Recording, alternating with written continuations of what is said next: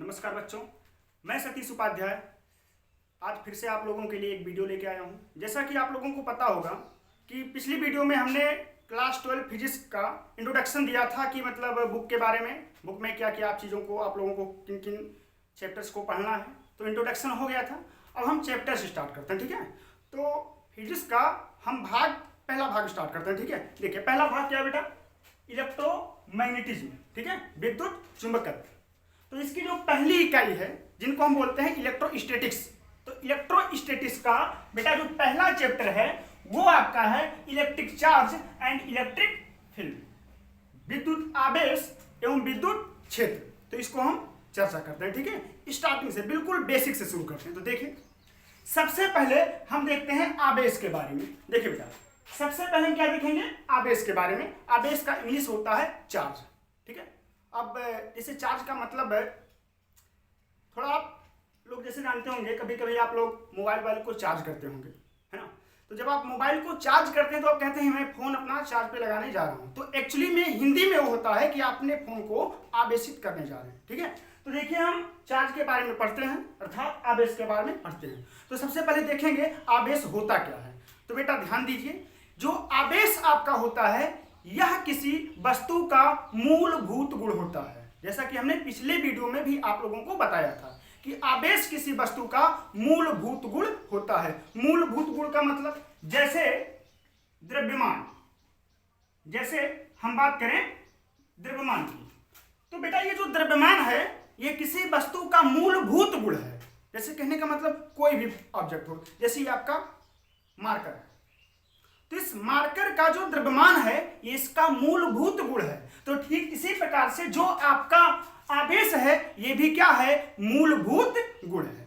अब आइए देखते हैं आवेश करता क्या है ना, आवेश से होता क्या है, ठीक है। तो देखिए बेटा आवेश जो होता है, जो विद्युत चार्ज होता है, तो इलेक्ट्रिक जो चार्ज होता है ये आपका विद्युत क्षेत्र तथा चुंबकीय क्षेत्र उत्पन्न करता है। क्या करता है, विद्युत क्षेत्र तथा चुंबकीय क्षेत्र उत्पन्न करेगा। आवेश का ये काम होता है, विद्युत क्षेत्र तथा चुंबकीय क्षेत्र को उत्पन्न करना। एक बात और ध्यान दें, आवेश केवल विद्युत क्षेत्र तथा चुंबकीय क्षेत्र को उत्पन्न नहीं करता है, वरन ये अनुभव भी करता है। क्या करता है, अनुभव। मतलब जिस चीज को उत्पन्न करेगा उसी चीज को ये अनुभव करेगा। अर्थात समझने की बात यह है, आप ऐसे समझो कि मान लीजिए मैंने एक आवेश को यहाँ पे, ये कोई आपका आवेश है, तो ये आवेश अपने चारों तरफ विद्युत क्षेत्र तथा चुंबकीय क्षेत्र उत्पन्न करेगा। और दूसरी बात, अगर यहाँ पे कोई आवेश रखा हुआ है तो ये आवेश इस आवेश के विद्युत क्षेत्र तथा चुंबकीय क्षेत्र का अनुभव करेगा। आएगा समझ में, मतलब आवेश विद्युत क्षेत्र तथा चुंबकीय क्षेत्र को उत्पन्न करता है, साथ में किसी दूसरे आवेश के विद्युत क्षेत्र तथा चुंबकीय क्षेत्र का अनुभव करता है, ठीक है। अब देखिए तो इतना चीज, बस आवेश की परिभाषा यही है बेटा, ठीक है। आवेश यही है, विद्युत क्षेत्र तथा चुंबकीय क्षेत्र उत्पन्न करता है तथा इसका अनुभव करता है। अब आइए हम देखते हैं आवेशों के प्रकार के बारे में कि आवेश आखिरकार होते कितने प्रकार हैं। तो बेटा देखो, अगर हम बात करें प्रकार की कि आवेश के प्रकार कितने होते हैं, तो बेटा आवेश आपके दो प्रकार के होते हैं, एक पॉजिटिव और एक निगेटिव। पॉजिटिव को हम बोलते हैं धनात्मक आवेश। क्या बोलते हैं, धनात्मक। और निगेटिव को हम बोलते हैं ऋणात्मक। वैसे हिंदी इंग्लिश से कोई ज्यादा कठिन नहीं है। तो पॉजिटिव को क्या बोलेंगे हम, धनात्मक, और निगेटिव को क्या बोलेंगे हम, ऋणात्मक, ठीक है।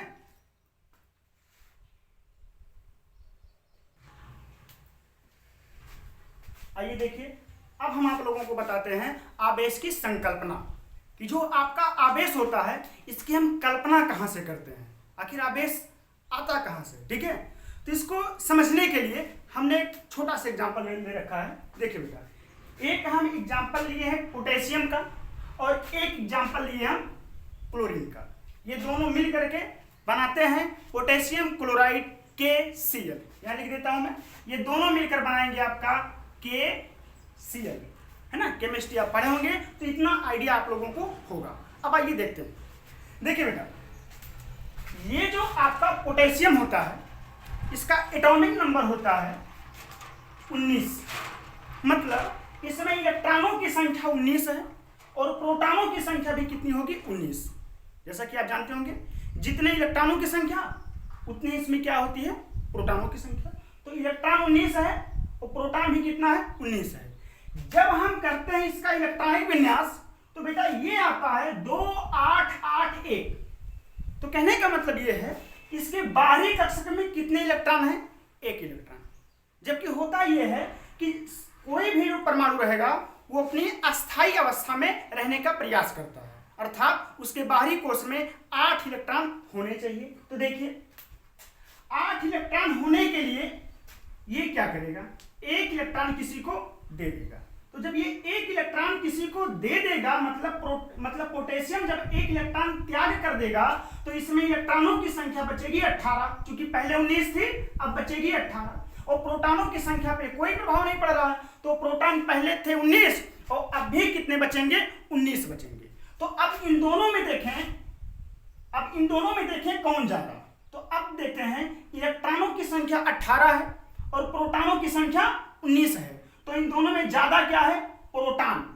इलेक्ट्रॉन से कितना ज्यादा है, 1 ज्यादा। देखिए इलेक्ट्रॉन 18 है और प्रोटॉन 19 है, तो प्रोटॉन 1 ज्यादा।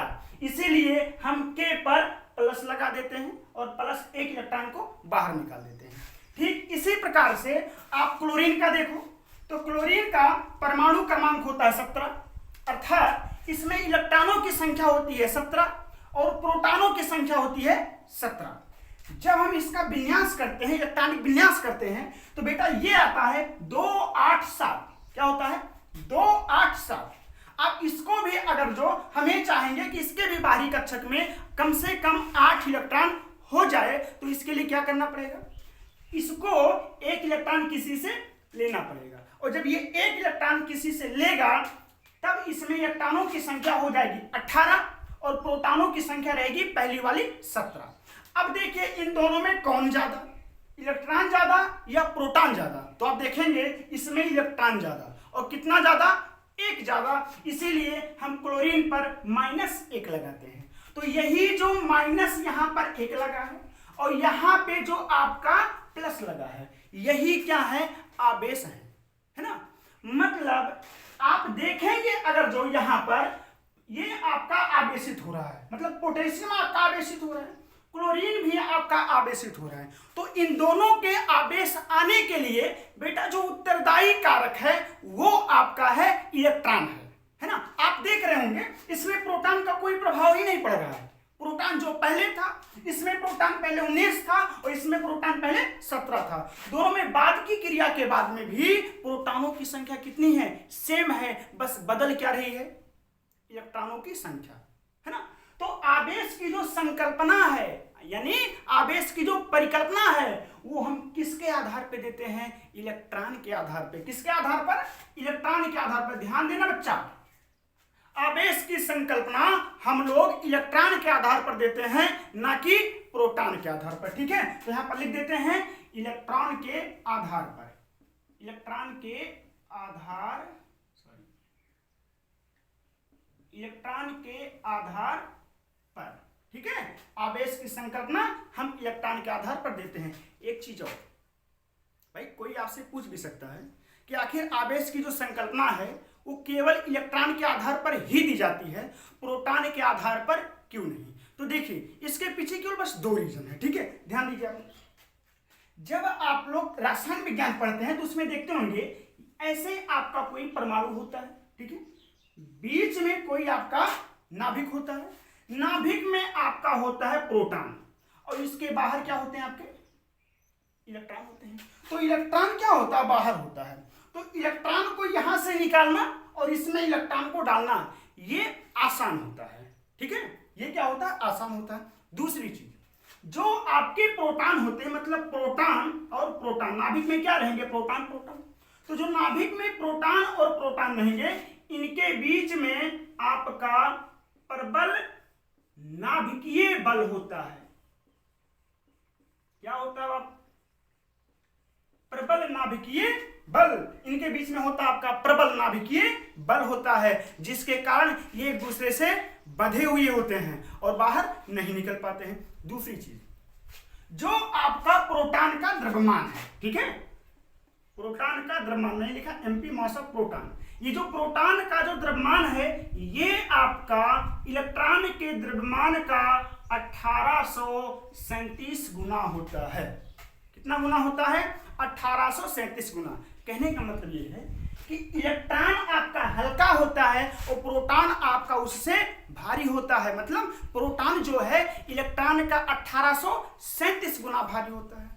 अब कहने का मतलब यह है कि अगर जो आपको ये मार्कर कहीं पे लेके जाना है तो ये मार्कर हल्का है तो इसको आप आसानी से कहीं पे लेके जा सकते हैं। लेकिन आपको एक बहुत बड़ा पत्थर, मान लो जिसका वेट हो कम से कम 2-4 कुंतल हो, ठीक है, आपको उसको लेके जाना हो तब आप नहीं उठा पाएंगे। मान लीजिए कि इस मार्कर का वजन अगर जो एक किलोग्राम है, मान लीजिए मार्कर आपका इलेक्ट्रॉन है और इसका जो वजन है आपका वेट जो है ये आपका 1 किलो है, तो जो प्रोटॉन रहेगा उसका वजन इसका 1837 गुना, मतलब ये अगर जो 1 किलो है तो जो प्रोटॉन रहेगा वो 1837 किलो रहेगा, तो मतलब प्रोटॉन रहेगा भारी। इसलिए प्रोटॉन के आधार पर हम आवेश की संकल्पना नहीं देते हैं, बल्कि किसके आधार पर देते हैं? इलेक्ट्रॉन के आधार पर। तो इस बात को आप लोग ध्यान दीजिएगा। दूसरी चीज, एक चीज और हम देख लेते हैं कि जो आपका आवेश होता है, धन आवेश और ऋण आवेश, जैसा कि मैंने बता दिया था। आवेश 2 प्रकार के होते हैं, एक धन आवेश और दूसरा आपका होता है ऋण आवेश। तो जो आपके धन आवेश होते हैं, मतलब प्लस आवेश और प्लस आवेश, माइनस आवेश और माइनस आवेश, ये 2 आवेश हैं आपके सजातीय। सजातीय मतलब समान जाति के, दिख रहे हैं, समान जाति के, प्लस प्लस समान जाति के, माइनस माइनस समान जाति के, ये सजातीय हैं। तो इनके बीच में आपका लगता है प्रतिकर्षण बल। इनके बीच में कौन सा बल लगता है? प्रतिकर्षण बल। मतलब 2 आवेश अगर वो प्लस प्लस है अथवा 2 आवेश अगर जो माइनस माइनस है, अगर वो एक दूसरे के पास आएंगे, मतलब उनको एक दूसरे के पास लेके जाओ तो एक दूसरे से दूर भागेंगे, उनके बीच में कौन सा बल लगता है? प्रतिकर्षण। दूसरी चीज, अगर एक आवेश प्लस है और एक आवेश माइनस है तो इनको हम बोलते हैं विजातीय बोलेंगे। क्या बोलेंगे? विजातीय, मतलब विभिन्न जातीय, विजातीय है। तो जो विजातीय आवेश होते हैं, जो आवेश आपके विजातीय होते हैं, उनके बीच में लगता है आपका आकर्षण बल लगता है। कौन सा बल लगता है? आकर्षण। तो समान प्रकार के आवेशों के बीच में प्रतिकर्षण बल और विपरीत प्रकार के आवेशों के बीच में लगता है आकर्षण बल। ठीक है, तो ये रही आपका आवेश के बारे में। ठीक है, तो इतना आपका हो गया है। अब हम आप लोगों को बताएंगे आवेश के क्वांटमीकरण का सिद्धांत। ठीक है, तो आवेश का जो क्वांटमीकरण का सिद्धांत है, इसको हम आपके लिए लेके आएंगे अगले वीडियो में। ठीक है, तो तब तक के लिए धन्यवाद। अगर वीडियो पसंद आया हो तो लाइक, शेयर और सब्सक्राइब जरूर करें। नमस्कार।